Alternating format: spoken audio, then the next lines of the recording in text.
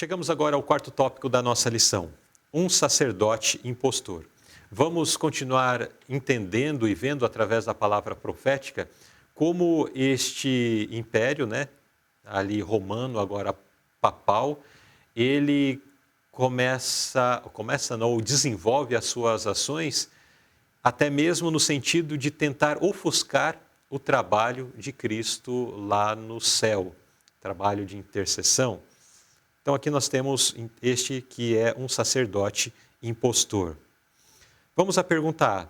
Quem é o príncipe do exército e como o chifre pequeno se engrandeceu contra ele? Quem é o príncipe do exército? O príncipe do exército aqui é Jesus. O príncipe do exército é Jesus. E como esse chifre pequeno se engrandeceu contra ele, primeiramente perseguindo o povo dele, o povo de Deus, e tomando o lugar dele. Então, na versão papal, o Império Romano, agora coloca que você não precisa mais ir a Cristo. Você não precisa mais nem do sacrifício de Cristo. Você vai ao Papa, ao Padre, Inclusive você se confessa ao Padre, o Padre ele está como um vigário, até ele usa esse termo, vigário de Deus. O Papa como vigário de Deus, E vigário quer dizer, eu estou no lugar de Deus e no lugar de Jesus. Eu faço a intercessão por você. É um substituto, Como se fosse isso aí, exatamente isso, como um substituto. Por isso que é um sacerdote impostor, porque Jesus é o nosso sumo sacerdote. Aquele é o nosso advogado, É aquele que está diante de Deus intercedendo por nós. Dessa forma agora, e aqui no caso o chifre pequeno como sacerdote impostor, porque agora ele se coloca como, não, eu que sou o sacerdote, você não precisa ir até Jesus, pode falar comigo e eu decifro para você as coisas que Deus quer revelar a você.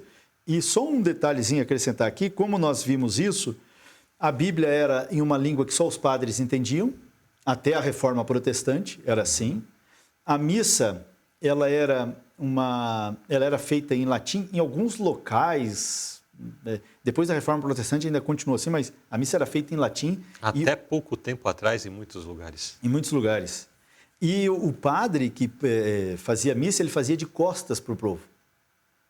Ele fazia de costas para o povo, como se fosse, olha, eu estou aqui intercedendo diretamente a Deus, por vocês. Então, ele se colocando exatamente nesse papel. A missa era feita em latim e ninguém entendia mais latim do povo, nos lugares que não entendiam latim.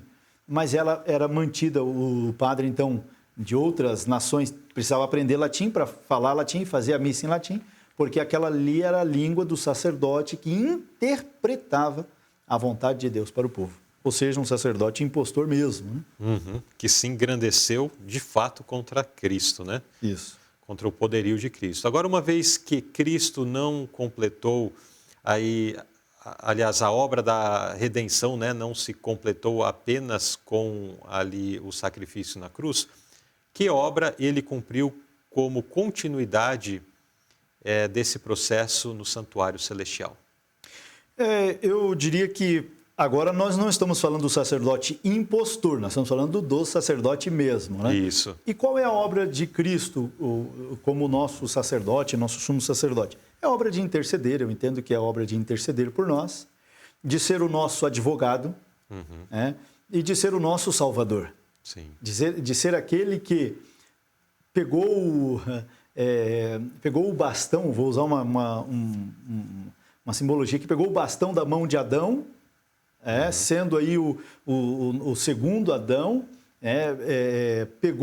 só que esse bastão ele pegou em desvantagem, para desvantagem física, Sim. Desvantagem em termos de constituição, mas sem tendência para pecado, sem contato nenhum com o pecado em termos de natureza, em termos de ser.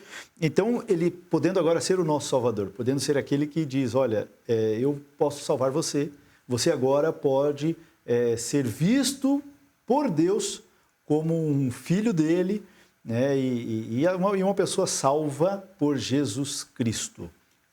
A nota menciona que ele é o nosso sumo sacerdote, que completou a oferta sacrificial de si mesmo quando sofreu fora da porta.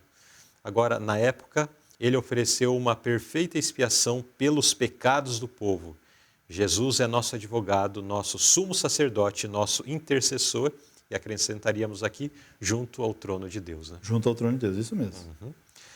Vamos à pergunta C. Após a queda do Império Romano, como o papado transferiu o ministério de intercessão do santuário celestial para as suas próprias instituições na terra? Então, quando tem a queda, e aqui a queda é uma referência à queda do Império Pagão, né? Sim. Como que agora o sistema papal, ele procura ofuscar, né? Que foi uma tentativa de ofuscar o ministério de intercessão de Cristo. Por isso que eu diria, lá na pergunta anterior, em um tópico anterior aí, a gente falou do Constantino. Sim. Iniciando lá com Constantino. Então, Constantino se converteu ao cristianismo e, para agradar aos pagãos, que ele era pagão, e agora aos cristãos, ele começou a fazer uma mescla de algumas coisas. Sincretismo religioso. Sincretismo religioso, exatamente isso. E o primeiro ponto que ele toca de maneira sensível é com relação à guarda do domingo. O Constantino faz o edito transferindo a santidade, vamos dizer assim, do sábado para o domingo. Só que eu quero só fazer um adendo aqui, Luzer, Sim. e queridos irmãos e amigos internautas. Constantino, se você ler lá o edito do Constantino, ele não proíbe as pessoas de guardarem o sábado. Por isso que aqui ele foi muito esperto aqui, né? Muito inteligente, né? Ele não chega e fala assim, olha, agora o sábado vai ser transferido para o domingo. Ele não fez isso. De maneira literal, o que ele fez foi colocar santidade cristã num dia pagão. Aproveitando-se de um evento histórico marcante para o cristianismo, que é a ressurreição de Jesus. Então, ele falou, poxa, Jesus ressuscitou no domingo. Domingo é o dia destinado pelos pagãos ao culto ao sol. E ainda isso na época dele. Fechou. Eu faço uma junção de coisas aqui. Eu digo para os cristãos que a solenidade do sábado nós também vamos exercer no domingo.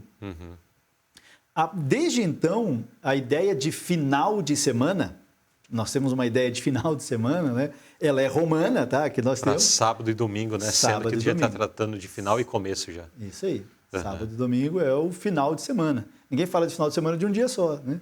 Então, quando está falando de final de semana, estamos falando de sábado e domingo. Então, Constantino fez exatamente isso, sincretismo religioso. Começou lá, o pontapé inicial foi ele. E aí, falando aqui das instituições, depois disso vem... E aí o Papa agora já se colocando como, não, eu posso fazer... Imagina, eu sou vigário, né? Então eu posso fazer alterações que eu quiser. Então vamos lá, tiramos o segundo mandamento, divide o 10º mandamento em 2, para poder, né, dar certo ali a conta, substitui o sábado, aí sim... Quem faz isso já é a versão papal do Império Romano. Constantino ele faz a conversão e dá um jeito ali de maquiar... De algumas coisas, né? De dar o pontapé inicial para o processo. Aí o Papa agora vem e fala, não, guardar domingos e festas, esquece o sábado, tira o sábado também. Né?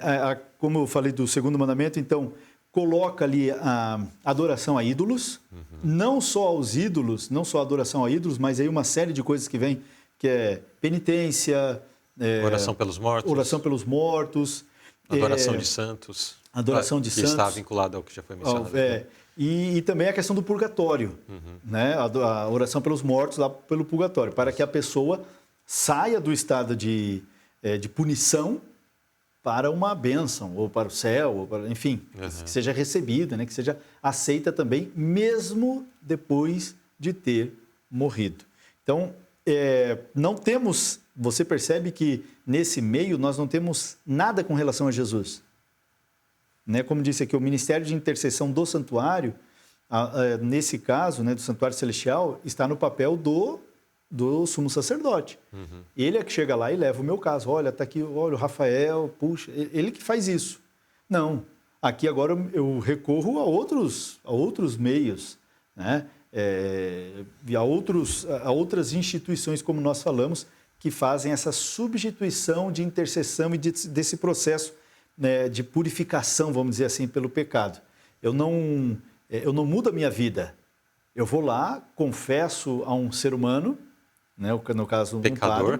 Um outro pecador, e ele diz assim para mim, olha, você você faz uma série de ações, E quando você acabar essa série de ações, pode ter certeza que o seu pecado vai estar perdoado. E aí eu tiro Jesus de cena, enfim, né? Jesus vira um...